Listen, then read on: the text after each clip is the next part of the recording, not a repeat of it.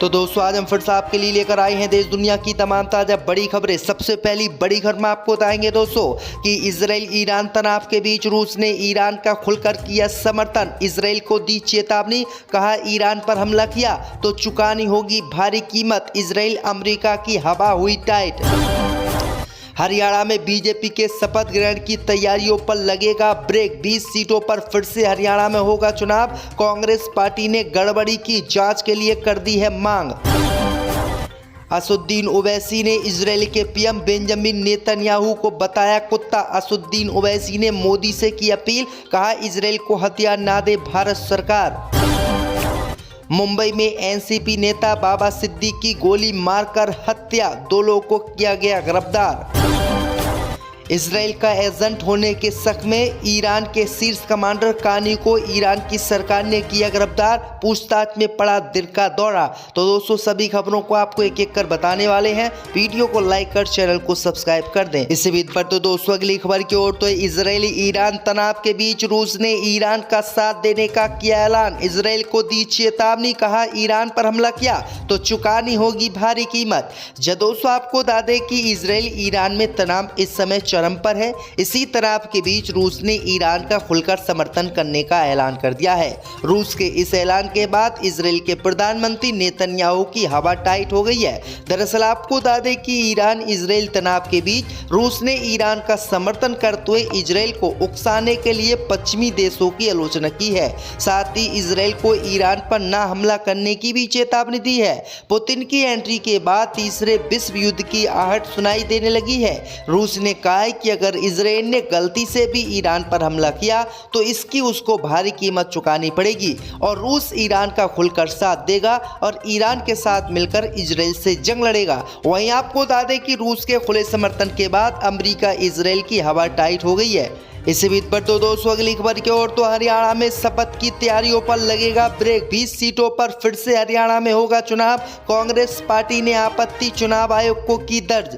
दोस्तों आपको बता दें कि हरियाणा विधानसभा चुनाव में मिली हार को कांग्रेस पार्टी फिलहाल पचा नहीं पा रही है।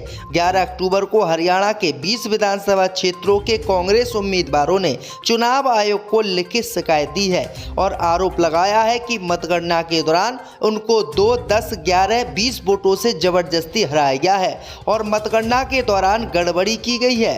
कांग्रेस पार्टी ने आरोप लगाया है कि बीजेपी सरकार के दबाव में डीएम और जितने भी कर्मचारी थे उन्होंने जबरदस्ती हमको गलत तरीके से हराया है। वहीं आपको बता दें कि कांग्रेस पार्टी ने इन 20 सीटों पर दोबारा से मतगणना कराने की मांग की है।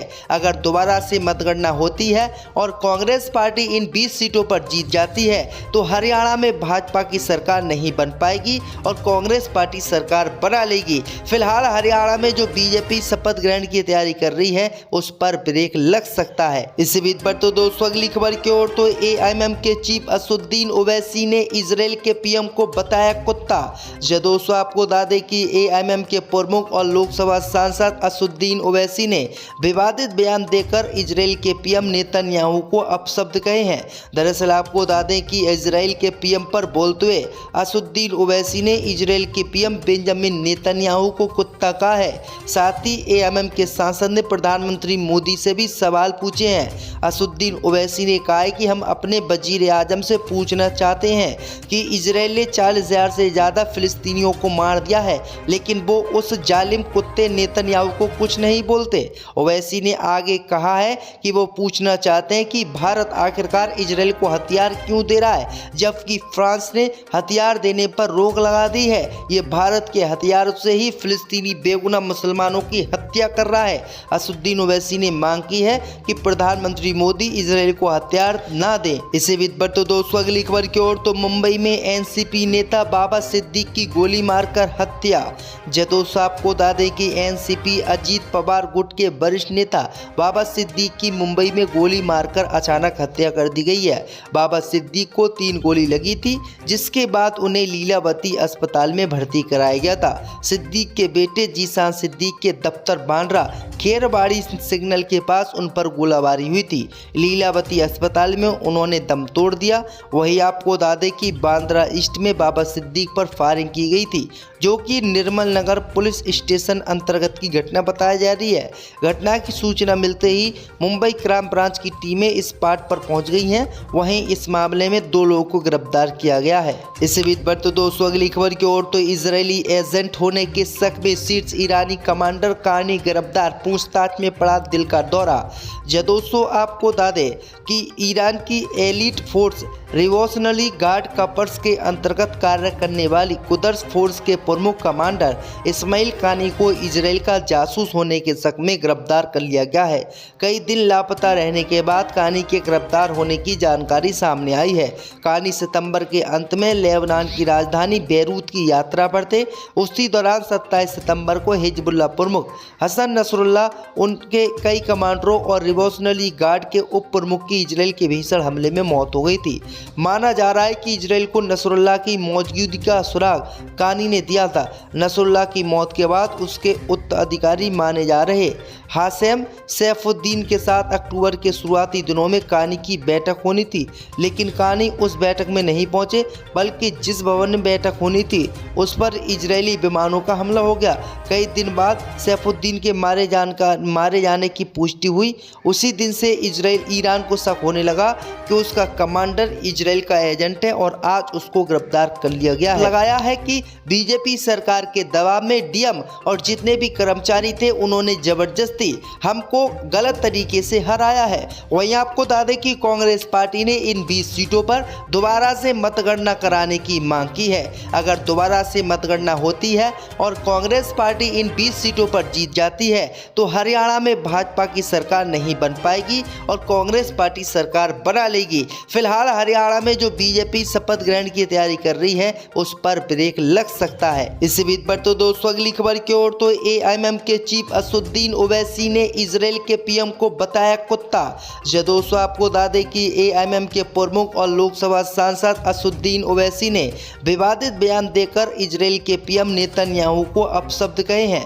दरअसल आपको बता दें कि इजराइल के पीएम पर बोलते हुए असदुद्दीन ओवैसी ने इजराइल के पीएम बेंजामिन नेतन्याहू को कुत्ता कहा है। साथ ही एआईएम के सांसद ने प्रधानमंत्री मोदी से भी सवाल पूछे हैं। असदुद्दीन ओवैसी ने कहा है कि हम अपने वजीर आजम से पूछना चाहते हैं कि इजराइल ने 40,000 से ज़्यादा फिलिस्तीनियों को मार दिया है, लेकिन वो उस जालिम कुत्ते नेतन्याहू को कुछ नहीं बोलते। ओवैसी ने आगे कहा है कि वो पूछना चाहते हैं कि भारत आखिरकार इजराइल को हथियार क्यों दे रहा है, जबकि फ्रांस ने हथियार देने पर रोक लगा दी है। ये भारत के हथियारों से ही फिलिस्तीनी बेगुनाह मुसलमानों की हत्या कर रहा है। असदुद्दीन ओवैसी ने मांग की है कि प्रधानमंत्री मोदी इजराइल को हथियार ना दें। इसे बीच पर तो दोस्तों अगली खबर की ओर, तो मुंबई में एनसीपी नेता बाबा सिद्दीकी की गोली मारकर हत्या। दोस्तों आपको बता दें कि एनसीपी अजीत पवार गुट के वरिष्ठ नेता बाबा सिद्दीकी की मुंबई में गोली मारकर अचानक हत्या कर दी गई है। बाबा सिद्दीकी को 3 गोली लगी थी, जिसके बाद उन्हें लीलावती अस्पताल में भर्ती कराया गया था। सिद्दीकी के बेटे जीशान सिद्दीकी के दफ्तर बांद्रा खेरबाड़ी सिग्नल के पास उन पर गोलाबारी हुई थी। लीलावती अस्पताल में उन्होंने दम तोड़ दिया। वही आपको बता दें कि बांद्रा ईस्ट में बाबा सिद्दीकी पर फायरिंग की गई थी, जो कि निर्मल नगर पुलिस स्टेशन अंतर्गत की घटना बताई जा रही है। घटना की सूचना मिलते ही मुंबई क्राइम ब्रांच की टीमें इस स्पॉट पर पहुंच गई हैं। वहीं इस मामले में 2 लोगों को गिरफ्तार किया गया है। इसी बीच पर तो दोस्तों अगली खबर की ओर, तो इजरायली एजेंट होने के शक में शीर्ष ईरानी कमांडर कानी गिरफ्तार, पूछताछ में पड़ा दिल का दौरा। दोस्तों आपको बता दें कि ईरान की elite force revolutionary guard corps के अंतर्गत कार्य करने वाली कुद्स फोर्स के प्रमुख कमांडर इस्माइल कानी को इजराइल का जासूस होने के शक में गिरफ्तार कर लिया गया है। कई दिन लापता रहने के बाद कानी के गिरफ्तार होने की जानकारी सामने आई है। कानी सितंबर के अंत में लेबनान की राजधानी बेरूत की यात्रा पर थे। उसी दौरान 27 सितंबर को हिजबुल्लाह प्रमुख हसन नसरुल्लाह, उनके कई कमांडरों और रिवॉल्यूशनरी गार्ड के उप प्रमुख की इजराइल के भीषण हमले में मौत हो गई थी। माना जा रहा है कि इजराइल को नसरुल्लाह की मौजूदगी का सुराग कानी ने दिया था। नसरुल्लाह की मौत के बाद उसके उत्तराधिकारी माने जा रहे हाशेम सैफुद्दीन के साथ अक्टूबर के शुरुआती दिनों में कानी की बैठक होनी थी, लेकिन कानी उस बैठक में नहीं पहुंचे, बल्कि जिस भवन में बैठक होनी थी उस पर इजरायली विमानों का हमला हो गया। कई दिन बाद सैफुद्दीन के मारे जाने की पुष्टि हुई। उसी दिन से ईरान को शक होने लगा कि उसका कमांडर इजराइल का एजेंट है और आज उसको गिरफ्तार कर लिया गया है।